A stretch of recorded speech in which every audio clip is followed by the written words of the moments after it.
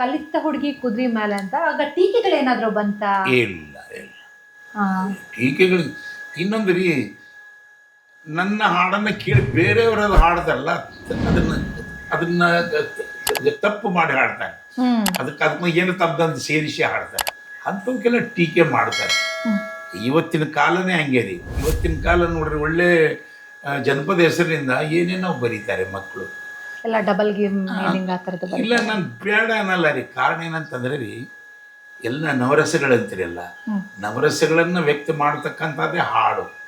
ಆ ಹಾಡು ಬರೀರಿ, ಆದರೆ ನಮಗೊಂದು ಸಂಸ್ಕಾರ ಸಂಸ್ಕೃತಿ ಇದೆ, ಅದನ್ನು ಬಿಟ್ಟು ಹೋಗಬಾರ್ದು ಅಂಥೇಳಿ ನನ್ನ ಕಳಕಳಿ ರೀ. ಮತ್ತು ಇವತ್ತಿನ ದಿನಮಾನಗಳಲ್ಲಿ ಅದೆಲ್ಲ ಪ್ರಜಾಪ್ರಭುತ್ವ, ನಾವು ಮಾಡಿದ್ದೆ, ನಾವು ಆಟ ಆಡಿದ್ದೆ, ಈ ಥರ ಈಗ ಜನಗಳ ಮೆಂಟಾಲಿಟಿ ಬಂದಾಗ ನಾವು ಏನು ಮಾಡೋಕ್ಕೆ ಬರಲ್ಲ ರೀ. ಅದಕ್ಕಾಗಿ ಒಂದು ಸೆನ್ಸಾರ್ ಅಂತೇಳಿ, ಈಗ ಹೆಂಗೆ ನಾವು ಸಿನಿಮಾಗೆ ಸೆನ್ಸಾರ್ ಮಾಡ್ತೀವೋ ಹಂಗೆ ಹಾಡಿಗೆ ಒಂದು ಸೆನ್ಸಾರ್ ಇರಬೇಕು. ಹಾಡಿಗೆ ಸೆನ್ಸಾರ್ ಅಂದರೆ ತಾನೇ ಹಾಡ್ತಿದ್ರೆ ಬೇಡನಲ್ಲ, ರೆಕಾರ್ಡ್ ಆಗಿ ಬೇರೆಯವ್ರಿಗೆ ಕೊಡುವಾಗ, ಇಡೀ ಸಮಾಜ ಕೇಳುವಾಗ ಅದಕ್ಕೊಂದು ಒಂದು ಸೆನ್ಸಾರ್ ಇರಬೇಕು ಅಂತ ಹೇಳಿ ನನ್ನ ಭಾವನೆ.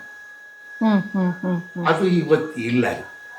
ನಾನು ಅವಾಗ ಬರೆದಾಗ ನೋಡ್ರಿ, ನಿಮ್ಗೆ ಹೇಳ್ತೇನೆ, ನಾನು ಹೇಳಿದ್ದು ನಾನು ಸ್ಪಷ್ಟವಾಗಿ ಹೇಳ್ತೇನೆ ರೀ. ನಾನು ಹೆಚ್ಚು ಬರೆದದ್ದೇ ಸಂಬಂಧದ ಹಾಡು.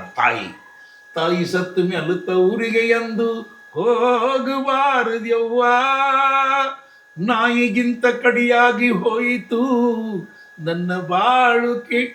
ಇಡೀ ಕರ್ನಾಟಕದ ಹೆಣ್ಮಕ್ಳು, ನಾ ಎಲ್ಲಿ ಹಾಡಿದಿನೋ, ನಾ ಎಲ್ಲಿ ಹೋಗಿ ಹೇಳಿದಿನೋ ಈ ಹಾಡ, ಅಳದೇ ಇರ್ತಕ್ಕಂಥ ಹೆಣ್ಮಕ್ಳೇ ಇಲ್ಲ.